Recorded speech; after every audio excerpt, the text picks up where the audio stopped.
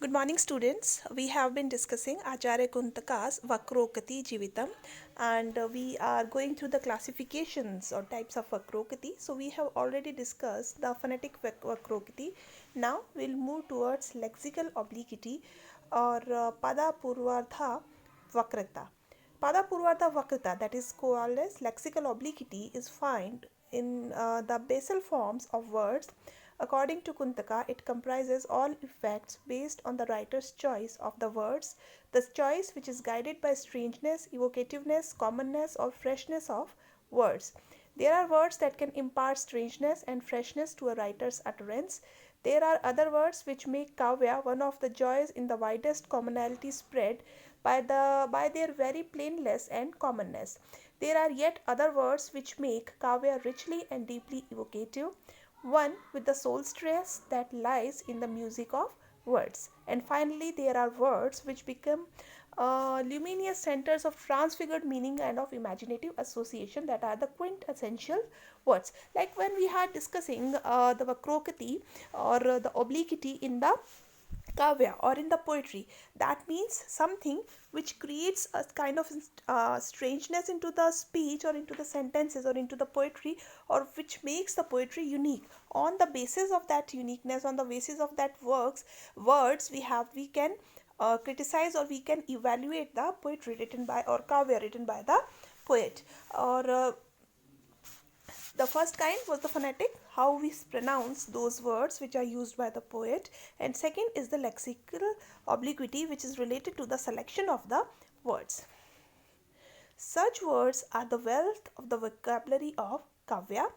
It is a kind of divine sureness of distinct that enables a writer to select the appropriate word from one of these categories. And what are the categories?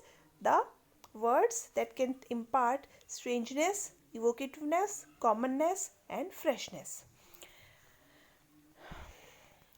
It is a kind of divine sureness of instinct that enables a writer to select the appropriate word from one of these categories. The temperament of a writer has also some affinity with certain categories of words, and this is one of the bases on which poetic styles are formed.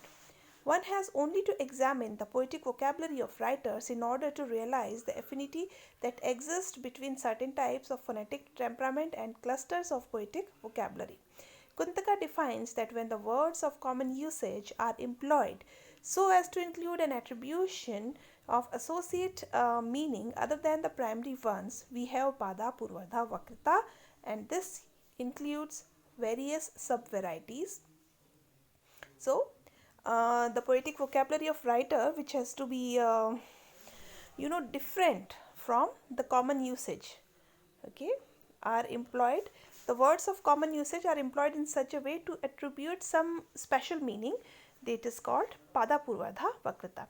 Now, the sub varieties: ruhi vachitrya vakrita, obliquity of usage; the paryaya vakrita, obliquity of synonyms; upchara vakrita, obliquity of transference; vaisana vakrita, obliquity of adjective; samvatri vakrita, obliquity of concealment; vritti vakrita, obliquity of indeclinable; and linga vachitrya vakrita, obliquity of gender; kriya vachitrya vakrita, obliquity of verb. Like in English, what we say is the part of speeches and the things which make differentiate between simple and complex and compound sentences. Those elements are related to these vakritas. Ruhi Vachitrya Vakrita, or the obliquity of usage, is the first subvariety of Pada Purvardha Vakrita. In this regard, Kuntaka says that when a conventional denotation of word inheres connotations of even improbable meaning or includes exaggeration of an attribute in the writer's attempt to express extraordinary derision or supreme exaltation of the object, we have Ruhi Vachitrya Vakrita. It lies in the infinitude of the usage. The writer, with his individual powers, employs the common usage in such a way that it gives a meaning which may be improbable or exaggerated. Dhwani Acharyas have analyzed it in Arthantar Sankramita vachya dhvani, the partial transformation of meaning, takes. In fact, the obliquity of usage lies in the transformation of the conventional meaning. In this transformation, the connotation of improbable meaning is imposed upon the words which are obsolete, dead, or of common usage. Kuntaka says that the words are important not only for what they denote, that is, for the meaning which they themselves actually convey, but also for what they connote, what they suggest. Thus, through this vakrita, the poet can glimpse a vast unknown that waits at the limit of our four familiar words. Now, the Praya Vakrita or obliquity of synonyms, which Kuntaka explains in the second chapter of Vakroktijivam, encounters the oblique use of synonyms. He holds that in Kavya, the use of synonyms takes place in different ways. We can say it a pun, like when it is an integral part of literal meaning, when it nourishes the literal meaning to its climax, when it or its adjective beautifies the expression and gives a meaning different from the literal one, when the literal meaning achieves excellence by its own splendor, when it is employed to express some impossible meaning, and when it is employed in conjunction with a figure of speech. In every language, we have many words conveying the similar meaning, though they have different implications and associations. Such words are called synonyms. Usage confers certain properties and association on certain words which give different shades of meaning and distinct associations. Kuntaka says that the writer should be aware of these different shades of meaning in them and use them accurately. Each word has its own spirit and music. No writer other than the writer is more sensitive to the various dimensions of the word because he knows the words the best. It is he who unmasks the internal vibration of words and employs them in such a way so as to exalt the beauty of the poetic expression. Poets aim at depicting the objects, abstractions, or feelings with sincerity and honesty. They employ synonyms or a chain of images so that the object described can become vividly clear to the reader. Now, next kind of obliquity in this second lexical obliquity is Upchara Vakrita, the obliquity of transference. It deals with the introduction of human faculty in inanimate objects with oblique use of diction. In this Vakrita, a word is used in secondary sense to refer to an object with which it is not directly associated. Kantaka defining the Vakrita says that when the stated and the implied, though apparently far removed from each other, have a common attribute, howsoever slight which may be, and lends itself to hyperbolic treatment, impart charm and delight in Kavya. We have Upchara Vakrita. In it, the epithet is transferred from the appropriate noun to modify another which it does not really belong to. This subvariety treats the abstract phenomena and the inanimate objects metaphorically. Here, both the objects and stated and implied have difference in their basic natures and basic properties. If one is concrete, other is abstract. If one is animate, other is inanimate. If one is solid, other is liquid. In this way, implied is an imaginative knowledge formulated on the basis of the stated, and there is a progression from the external to the internal, and a talented poet only by using this shift imparts a captivating effect in Kavya. Now, according to Kuntaka, adjectives also have a significant value in the composition of Kavya. It is the oblique use of adjectives that heightens the beauty of a verb or case and gives liveliness and picturesqueness to the poetic language. Kuntaka terms this oblique use of adjectives as Vyosana Vakrita or obliquity of adjectives. He holds that it is the right use of adjectives due to which rasa reaches its climax. Talented poets are conscious of the fact that the adjectives also explore and find out all the possibilities of language in order to communicate the poetic experience. They contribute memorableness and evocativeness to imaginative meaning in Kavya. The language indeed becomes dead and incapable of communicating new poetic content if the writer fails to recognize the function of the devices like Vyorana Vakrita, the the Vyarna Vakrata, the true test of a writer is to be seen in his use of adjectives, because adjectives are those words which can easily be altered in polishing a piece of literature. Now, next kind of obliquity or vakrata is samvarti or vakrata, obliquity of concealment. Operates in kavya when the subject is of description and screened by the use of pronouns and so on. In order to achieve excellence and expressions, the writer uses pronouns for concealment because they are of so the writer uses pronouns for concealment because they are of implicit nature and point out screened compositions of the objects being described. This use of pronouns is necessitated by the poet's keenness to convey infinite speciality of the object being described. Acharya Kuntaka is fully aware of the fact that art lies concealing art, and he explains all possible kinds of this vakrata in Kavya.